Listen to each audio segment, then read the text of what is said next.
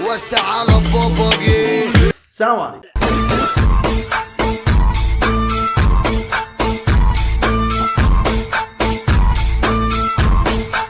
عزيزي المشاهد، عزيزتي المشاهدة، أهلا بكم في حلقة جديدة بعد فترة من المرض كئيبة، ولكن الحمد لله دائما وأبدا زي ما احنا عارفين ومعتقدين الحلو بيعدي والمر بيعدي وهو كله بيعدي. المهم إننا بنرجع ونتقابل تاني على خير. فعايز أقول لكم في أول الفيديو كده وبدايته إني بشكركم جدا جدا على اللي انتوا عملتوه آخر فيديوهين. الفيديو اللي قبل الأخير ما قدرناش نوصل ل 5000 لايك، فدعمتوني وحققتولي الأمنية. في الفيديو اللي بعده ما وصلناش 4000 لايك وقلت الحمد لله. بس زي ما اتفقنا، لا حلو دايم ولا مر دايم، ده برضو اللي حصل. زي ما كان في انخفاض في عدد اللايكات وحاجات تزعل، كان في ناس تانية بتفرحني زي مارو اللي عمل اكتر من 20 تعليق بس علشان يتفاعل مع الفيديو. فالف شكر لمارو. شكرا لليوتيوبر الجميله ليمو على دعمها للفيديو اللي قبل اللي فات بميزه شكرا. شكرا لامل برضو لانها استخدمت ميزه شكرا. شكرا ليكم كلكم. شكرا لاي حد متواجد. شكرا ليا لان واقف عمال اشكركم كلكم، محدش بيشكرني. شاكرين على الالم وعلى الجراح. ستوب ضحك، ستوب هزار. خلاص خلصنا هزار وضحك وبجد بقى نتكلم. عقبال ما تحط لايك هنفتح الاكسبلور. انتوا متخيلين كمان الميك اب ده بقى لو على بنت؟ الو الميك اب ده لو على ايه؟ انتوا متخيلين كمان الميك اب ده بقى لو على بنت؟ الو. على فكره انا مش بقول ان الميك اب حلو عليا خالص. لا هو حلو عليك، هو حلو عليك بجد، مش دي المشكله خالص. بس هي الفكره ان انا كنت لسه هقول يا انسه، فانت انت ايه؟ انا مين؟ بس تخيلوا كده لو الميك اب على بنوته ماشي، شعرها كده قشده بقى، وعامله الميك اب ده وكمان بشرتها ما فيهاش عيوب. يا لهوي، انا كل فتره لازم اجيب موديل اشتغل عليها عشان اشوف جمال الميك اب على بنوته.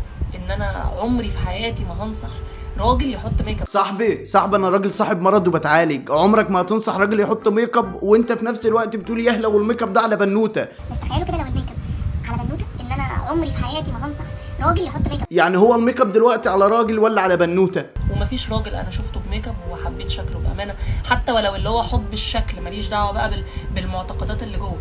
ما لا جماعه، هو بيقول اي كلام يعني، اي هرتله، ولا انا اللي تعبت فتره كبيره؟ ولا يعني الكلام ده مقنع؟ حد اقتنع باللي هو قاله؟ ما لا اصل انت مش فاهم، هو مش بيحترم اي راجل بيحط ميك اب. في نفس اللحظه اللي هو بيكلمك فيها هو حاطط ميك اب. انا بقدم محتوى تعليمي. محتوى تعليمي، هو علشان راجل فمحتوى التعليمي بيعلم ميك اب، فخلاص هو مصرح ليه، فاهم؟ مش زي اي حد. ما ينفعش انت تحط ميك اب بشر عادي ما ينفعش تحط ميك اب. لكن انت لو معلم ميك اب حط، لو مدرب رقص البس بدله رقص من اللي هي بقى كما قال الكتاب، وعادي علم الناس رقص. بس انت ما تحترمش اي راجل بيرقص. ما شاء الله. هو سبحان الله المكياج اتخلق للبنات ان هي تحطه وتتجمل بيه. طب كويس، اتفقنا اهو. الميك اب اتخلق للبنات عشان تحطه وتتجمل بيه. انت ليه بقى حاطط ميك اب؟ واتخلق لاي حد يعلم بيه الناس. ليه؟ لان انا اب. ايه ده اما نشوف ايد الخير جايبه ايه. حقنه بتخلي الاخرس يتكلم. انتوا خرص يا حبايبي. ثواني صلوا على النبي واهدوا. بالراحه كده بالراحه. انتوا خرص يا حبايبي. بس عادي ومتوقع وشيء مش مستغربينه خالص. وانا قلت قبل كده لما تلاقي ايد طالعه من الشاشه اعرف ان في عته هيتسرب لذهنك انت كمان، مش ذهن عيالك بس. فتعال نشوف العته ده بيقول ايه. يلا الاول يجي. لا دي مش بتعرف تمثل، دي مش عارفه الفرق ما بين الاخرس والعبيط، فاهم؟ دي كده مش خرصه. اسمك ايه؟ اسمي دنيا. يلا يا دنيا. خلاص. امال حضرتك فاكر ايه يعني؟ اسمك ايه يا حبيبي؟ عبد الرحمن. ايه ثواني يا عبدو، ثواني. دلوقتي انت بتتكلم ازاي؟ جميل، كلام مفهوم وواضح. انت بقى اسمك ايه؟ عبد الرحمن. يعني ايه؟ يعني ايه اخرس يقول انا اسمي عبد الرحمن؟ يعني لو حبيت اطلب منك ميه هقول لك لكن لو سالتني عن اسمي هقول لك عبد الرحمن. يعني انتوا مين وليه وجيتوا ازاي؟ انت ايه ده؟ هو انت اخرس مش بتتكلم؟ نو. ايه ده؟ ما فهمتش. يعني هو ده اخرس النسخه العربي بس؟ يعني هو عربي لكن انجليزي عادي نو. طب خد اسمك ايه؟ وليد. لا مش كله يا وليد. يا بنتي سوري جماعه، انا اسف بس بجد ما توقعتش انها هتوصل بيهم القذاره لكده. واللي مش فاهم الافيه اللي الاستاذه عملته، لا ده ليك جنه، مش هحاول افهمه. بس عموما دي حاجه قذره، حاجه زباله. بس علشان اديك تلميح بدون توضيح، الناس دي بتوحي في كلماتها وفي افيهاتها. لا افلام، مش هقول اكتر من كده. اللي بعده. انتوا متزاولين من الكاركتر؟ حصل، وناس كتير اتزاولت بالكاركتر اللي انت عملتيه، وكلنا مش فاهمين هو انت ليه بتقولي صباح الخير عليكم جدا جدا، يعني ليه بقى حضرتك بتعملي كده؟ وضحي لنا، يعني اتمنى تكوني هتفهمينا ليه انت بتعملي كده. ماشي طيب مفيش مشكلة عادي. اجننكوا بقى؟ لا احنا اوريدي اتجننا خلاص، المهم تفهمينا، يعني جننينا براحتك بس نفهم. ايه يا فنانة معلش ما سمعتش؟ وده ايه بقى لا مؤاخذة؟ اللهم اهدنا فيمن هديت ايه؟ وعافنا فيمن عافيت ايه؟ وتولنا فيمن توليت ازاي؟ وقنا واصرف عنا برحمتك شر ما قضيت. طب سلام عليكم. بص يا استاذه كابتن حسن شحاته، انا ما عنديش اي مشكله بان انت تعملي كاركتر عبيط وتجذبي الناس، وكل ده حاجات موجوده وبنشوفها كل يوم على السوشيال ميديا، اللي بيعمل نفسه عبيط واللي بتعمل نفسها واد والواد اللي بيعمل نفسه بنت، حاجات كده نلفت بيها الانتباه. لكن ابعدي عن الدين، يعني عايزه تدعي ادعي بصوتك الطبيعي، انما اللهم عافظ لا ده استهتار بالدين وعبط، واحنا مش عايزين عبط. اللي بعده. دم حضرتك سم قوي اقسم بالله. دودو ايه؟ هو انا غبت بجد؟ يعني انا غبت 3 ايام دخلوا في سنين ضوئيه ولا ايه اللي حصل؟ انا كنت سايب الناس اللي بيتشتم بيزعل، دلوقتي حضرتك دمك تقيل جدا. دودو انا عارفه انك متغاظه وغيرانه مني يا بنتي يا دودو، على قلبك. هو انت وانا اللي داخله صفحتك يا دودو؟ والله العظيم ان كنت انا دمي سمي انت غتتة. صاحبي بص ركز معايا كده، ضحكت وكل حاجه ومثلت ان هي مش فارق معاها، بس ان كيدهن عظيم. شوف رغم الضحك واللي هي بتتباهى بيه، شفت لما جت تقول لها انت غتتة، بص قالتها لها ازاي؟ ان كنت انا دمي سمي انت غتتة. في مصاص دماء طالع بس هي بتتلاشى.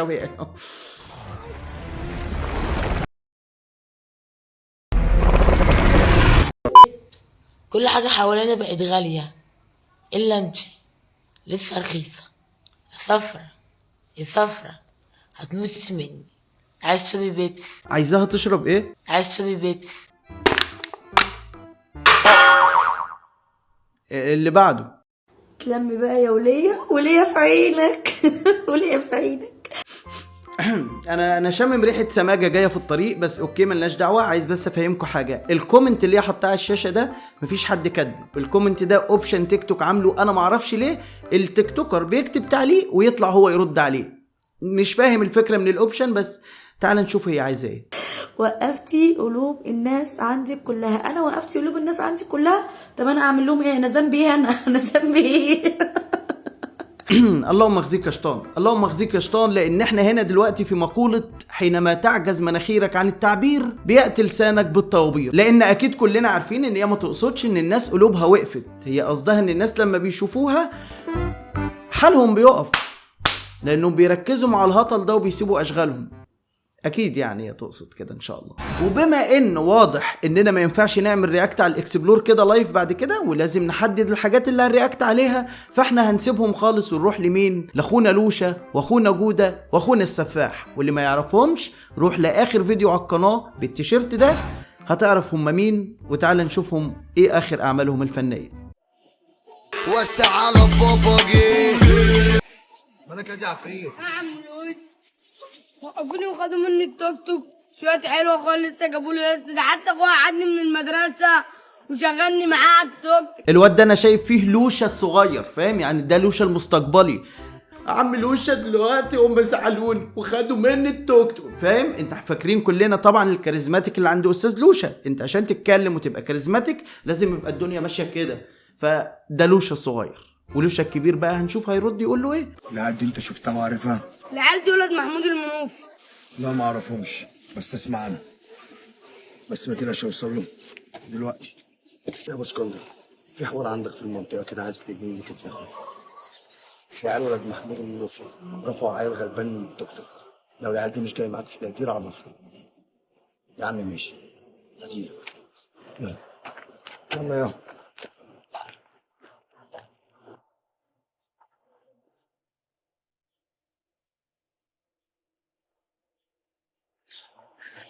صباح الفل يا اخواتي. صباح الفل يا اخويا. بص يا ابو اسكندر، انا قلت لك هنرجع التوك توك بس كلنا هنتراضى. ازاي الكلام ده يا اخويا؟ هو كده وهيمشي كده. يا نهارك ازرق يا لوشة، جودة والسفاح اتفقوا بقيت انت الوحيد. مين انت يا معلم؟ ايه يا ابو اسكندر الكلام ده؟ اهو ايه يا ابو اسكندر الكلام ده؟ ما ينفعش يبقى ايه يا ابو اسكندر الكلام ده؟ ايه يا ابو اسكندر اللي بيتقال ده؟ لا لازم يبقى ايه يا ابو اسكندر الكلام ده؟ ايه يا ابو اسكندر الكلام ده؟ طب صحت محت خد فوق وتحت، لو جيت ورحت مش هتجيبني ولا ايه يا جدعان؟ بعد اذنك يا معلم، بعد اذنك. انا اسمي لوشة من بلد اسمها السيدة زينب. لا احسن ناس في دي بصراحة محدش يقدر يتكلم، يعني تحية من هنا الى ارض السيدة زينب، اجدع ناس. كمل بقى اخويا لوشة. وجاي متعشم في رجولة وجدعنة. ايوه هنعمل ايه يعني؟ مش هينفع كده يا جدعان، كده بتقول له مني، الراجل جاي على ذمتي. انت شايف كده؟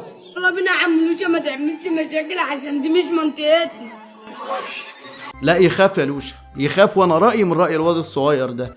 بلاش مشاكل، مش عشان دي بس مش منطقتكم، لا عشان ده جودة والسفاحة لوشة. انت شايف كده؟ انا اتكلمت معاكم بالادب، ودول ما ينفعش معاهم غير الادب، عشان اللي هيقل ادبه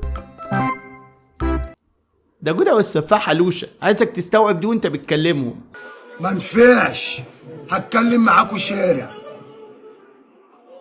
انا جبت لكم فردان، ومفيش بلد على راجل، ومفيش راجل على بلد. لا دي معروفة، دي مش جديدة، يعني لوشة ما ضافش جديد في الحتة دي. ابويا ياما نصحني مفيش راجل على بلد ومفيش بلد على راجل. ومرة واد من منطقة تانية زعلني، فرحت نازل في قلب منطقته وزعلته، وبعدها بدقيقة كنت اسرع من عربية فيراري على الاسفل. وهو كلمتين انا هقولها لكم، جايين في حل معايا امين، مش جايين في حل الحبل معاكم على الجرار. والله يا اخويا لوشة كلامك حلو، يعني هو كلامك حلو، بس مع جودة والسفاح مش عارف فعلك هيبقى ايه، لان الحبل اللي على الجرار ده هنتجر بيه كلنا لو دول زعلوا. انت شايف كده؟ جايين في حل المكنه هاخدها وامشي امين، مش جايين في حل كلكم طالعين في الفيديوهات. الحوار عندك يا ريس. انا قد كلام يا لوشة اللي قلت لك في التليفون، الحوار عندي يا لوشة. ماشي يا بسكندر. اللي جابك يا سعيد؟ داخل مع اخوك كبير حل معاه يا لوشة. طب ورب العباد يا سعيد، دم يجري في عروقك، دماغك تشتغل انك تيجي مع العيال في خيانه، ورب الكعبه لحاسبك. يا ريتك هتلحق تحاسبه يا لوشة. لا انت فاهمه قبل ما تدخل انه داخل يقابل جودة والسفاح وقرايبهم، يعني انت فاهمه دي، بس فكرة انه داخل في خيانة هو هيغيرها لوحده. على الظهر يا لوشة انا كنت جاي مع الناس دي في خيانه. ده كان جاي يخون، ده جاي يخون جودة والسفاح. يا اسطى دول مش زينا، يعني ده ممكن، يعني افهمها لك، انا كاحمد عبود ممكن تخني فهوب بتاخد غفلتني، لكن جودة محتاج 3 ايام بتغفل فيه لوحده، فاهم؟ ده بيتغفل دراع في دراع في رجل، ما ينفعش جودة تغفله مرة واحدة، وكذلك السفاح. انت شايف كده؟ فانت كنت رامي نفسك في النار، واحمد ربنا ان لوشة لحقك. يا عم ماشي، وانت ما تقعدش تحرك ايدك كده كل شويه. لا مؤاخذة لا مؤاخذة يا اخويا لوشة، انت مش عايزه يعمل ايه؟ ما تقعدش تحرك ايدك كده كل شويه. ماشي. انا جيت لك زي ما وعدتك اشوف طلباتك ايه. طلباتي هيجيب المكن شيء تحت رجل الواد زي ما رفعوا الواد الصغير. لو كان حد كبير ما كنتش كلمتك ولا قلت لك يشيلوها ولا يعملوها، لكن انا ورب العباد نجيب حق كسرة نفس الواد. جاي الكلام ده؟ وانت عشان اخويا بلاش شلت المكنه دي. انت عشان اخويا هاخد وانت معاك في الكلام.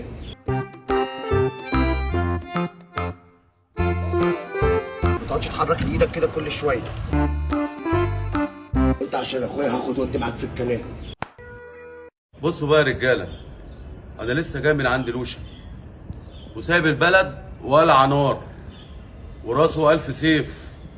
زي ما رفعت التوك توك من الواد، التوك توك يرجع مرفوع. يعني ايه الكلام ده يعني يا ابو اسكندر؟ هنشيله له يعني؟ ما هو يا اما كده يا اما تتحبسوا.